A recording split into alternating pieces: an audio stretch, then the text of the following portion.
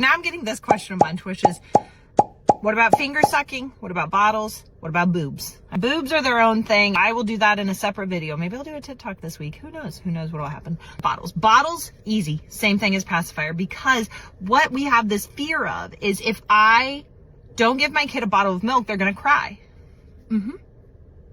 They might. Because here's the thing. Kids know how to communicate via crying. They also know that they just want what they want. They are impulsive AF. So they are not quite ready to make rational decisions. So they're going to get mad.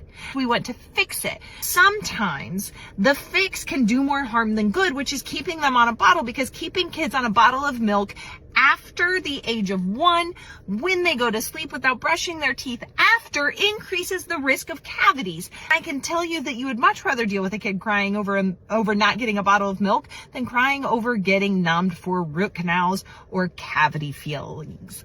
It's not fun.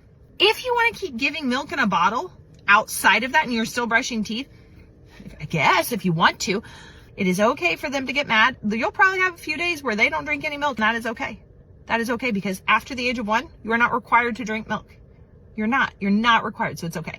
Now, what about finger sucking, thumb sucking, all this stuff? A little harder. You can't throw those away. Can't cut them off. Can't do anything. Can't break them. Don't do that.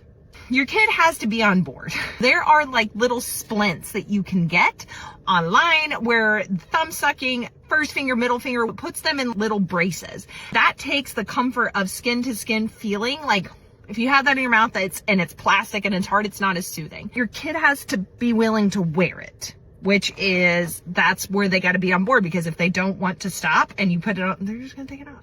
You can do the bitter nail polish stuff that tastes really bad, though I have had multiple patients enjoy the taste, so that backfires. The other thing is trying to get other oral fixation methods going. So whether it's a necklace or something like that, you can do those. If you have a kid who is older, school age or something, and will not stop and it's affecting teeth, either they want to stop and nothing else is working, or they don't want to stop, we need alternative ideas. A speech therapist or an occupational therapist can help, especially if they have like an oral fixation. That would be totally out of my wheelhouse, because once they're past the nail polish or the guard splint, I'm out of my element and I am sending to the pros.